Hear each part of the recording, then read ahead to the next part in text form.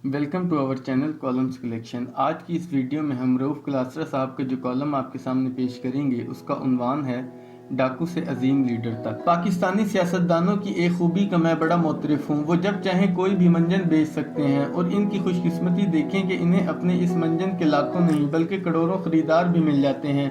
कोई सोच सकता था कि शहबाज शरीफ, जिन्होंने इक़्तिदार में आकर आसिफ जरदारी को सड़कों पर घसीटना था, वो इन्हीं जरदारी के वोटों से आज वज़ीर आज़म बने हुए हैं। इमरान खान चौधरी परवेज़ इलाही को पंजाब का सबसे बड़ा डाकू कहते थे, जबकि परवेज़ इलाही अगले रोज़ एक इंटरव्यू में इमरान खान को कायदे आज़म के बाद पाकिस्तान का सबसे बड़ा लीडर कह रहे थे। एक लंबी फहरिस्त है जो इन सियासतदानों के बारे में बताई जा सकती है। इमरान खान भी आसिफ जरदारी को सबसे बड़ी बीमारी कहते थे और फिर वज़ीर आज़म नवाज शरीफ के दौर में इन दोनों का इत्तेहाद हुआ था और सेनेट के इलेक्शन में पीटीआई के सेनेटर्स ने पीपीपी के सेनेटर सलीम मानवीवाला को डिप्टी चेयरमैन बनाने के लिए वोट डाले। हमारे सियासतदानों ने हमारे लोगों के जहनों में ये बात बिठा दी है कि वो कोई भी कसम उठा सकते हैं, वादा कर सकते हैं, मुखालफिन पर हर तरह का इल्ज़ाम लगा सकते हैं, पूरे माशरे को एक दूसरे के खिलाफ लड़ने और तकसीम करने के बाद अचानक पलटी खाकर इनको गले भी लगा सकते हैं और इसे वो सियासत और जमहूरियत की खूबसूरती कहते हैं। और ये वारदातें डालने के बाद वो अपने हामियों से दाद भी मांगते हैं कि देखा कैसा करतब किया और अवाम इन्हें मायूस नहीं करते और इन्हें दाद मिलती भी है। वैसे आप तसव्वुर कर सकते हैं कि कोई आम इंसान चौधरी साहब या जरदारी साहब के बारे में नाजेबा अल्फाज बोलता तो उसका उन्होंने क्या हशर नशर कर देना था। लेकिन यहाँ देखें, एक दूसरे को चोर डाकू कहने के बाद मुलाकातें हो रही हैं, लंच डिनर हो रहे हैं, हुकूमतें बन रही हैं और किसी को कोई मसला नहीं है। नवाज शरीफ, शहबाज शरीफ और जरदारी के हामियों को भी अपने लीडरों की बातों और पलटने पर कोई एतराज़ नहीं, तो यही हाल इमरान खान और चौधरी परवेज़ इलाही के हामियों का भी है। मुझे तो कभी कभार लगता है ये सब सियासी लीडरों की एक दूसरे को ब्लैकमेलिंग है या आवाम को चूना लगाने के लिए जानबूझकर एक दूसरे के जानी दुश्मन बने हुए हैं।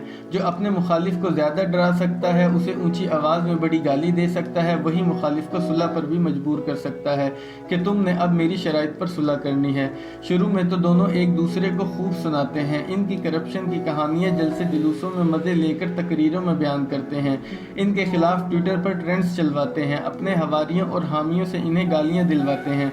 कुछ दिन या कुछ माह या कुछ साल ये मुकाबला चलता रहता है और फिर वो जीत जाता है जिसकी आवाज़ ज़्यादा ऊंची थी या जो ज़्यादा गालियां अपने हामियों से निकलवा सकता था।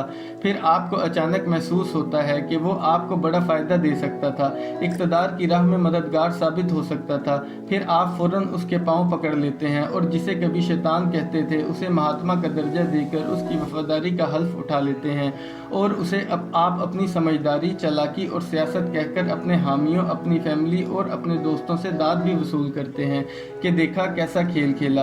पूरा ख़ानदान जिसने इस लीडर से गालियां खाई थी वो भी इस कारनामे पर फूला नहीं समाता और वाह वाह के डोंगरे बरसाता है कि क्या कमाल दाव खेला है, क्या आला पाए की सियासत की है, आपका कोई जोड़ नहीं। जब चौधरी परवेज़ इलाही अपने इंटरव्यू में कायदे आज़म के बाद इमरान खान को बड़ा लीडर कह रहे थे कि उनकी कदर करो, तो मुझे इमरान खान की वो प्रेस कॉन्फ्रेंस याद आई जो उन्होंने 2003 में पार्लियामेंट के कैफेटेरिया में की थी, जिसमें उन्होंने चौधरी ख़ानदान के हवाले से बैंकों के दस्तावेज़ात की कापियां हम सहाफ़ियों में तकसीम की थीं।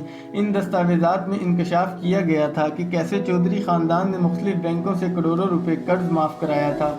बाद में ये सब दस्तावेज़ात आने वाले बरसों में कौमी असम्बली के वक्फ़े सवालात में भी पेश हुई थी, जिसमें सब बैंकों की तफसील दी गई थी। इसी कौमी असम्बली में ही फहमीदा मिर्ज़ा की वो तफसीलात पेश की गईं कि उन्होंने सिंध में वाक़ मिर्ज़ा शुगर मिल्स के ज़िम्मे बैंकों के 84 करोड़ रुपए माफ़ कराए थे।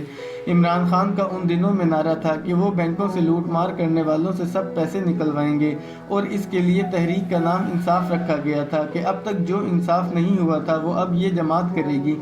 बाकी छोड़ दें, जो इंसाफ खान साहब ने चौधरी साहब और फहमीदा मिर्ज़ा के साथ किया वो तारीख़ी है। फहमीदा मिर्ज़ा को तो वज़ीर आज़म बनते ही खान साहब ने अपनी काबीना में वफाकी वज़ीर बना दिया, जबकि परवेज़ इलाही को पहले पंजाब असम्बली में स्पीकर और अब वज़ीर आला बना दिया। तहरीक इंसाफ के दोस्त इसे वक्त की ज़रूरत और खान की आला हिकमत अमली और सियासत कहकर रोज़ तालियां बजाते हैं। अब जरदारी और शरीफ ख़ानदान का हाल भी सुन लें। मुझे याद है नवाज शरीफ वज़ीर आज़म थे तो एक दिन मैं वज़ारत कानून गया हुआ था, वहाँ खलबली मची हुई थी। पता चला जनीवा से एक वकील ने पाकिस्तानी हुकूमत को एक ख़त लिखा था। वो वकील पहले भी बेनज़ीर भुट्टो और जरदारी के खिलाफ हुकूमत पाकिस्तान के मुकदमात में पेश होता रहा था।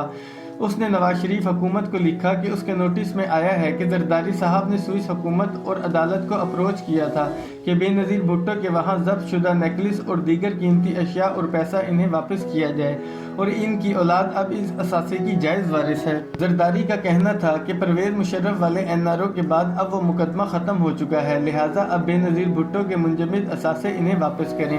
جب یہ بات وزیر اعظم نواز شریف کے نوٹس میں لائی گئی تو انہوں نے اپنے سیکرٹری قانون کو بلا کر کہا کہ زرداری کو یہ پیسہ نہ لینے دیں، یہ سارا پیسہ پاکستانی عوام کا تھا جو لوٹ کر منی لانڈرنگ کے ذریعے جنیوا منتقل کیا گیا۔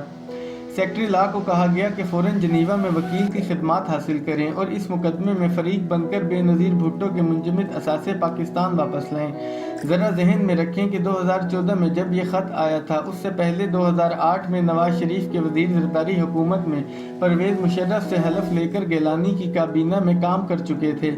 بے نظیر بھٹو اور زرداری کی منی لانڈرنگ کا مقدمہ 1997 میں شروع ہوا جب نواز شریف وزیر اعظم تھے۔ اس دوران 2006-07 میں بے نظیر بھٹو اور نواز شریف کا لندن میں چارٹر ہوا، ملاقاتیں ہوئیں اور پھر 2008 میں مشترکہ حکومت بنائی گئی اور پھر ایک دن 2014 میں سوئس وکیل کا خط ملتا ہے تو اچانک نواز شریف کو یاد آ جاتا ہے کہ بے نظیر اور زرداری تو ملک لوٹ کر دولت سوئٹزرلینڈ لے گئے تھے جسے زرداری اب چپکے سے نکلوانا چاہ رہے ہیں، لیکن ہم نہیں نکلوانے دیں گے۔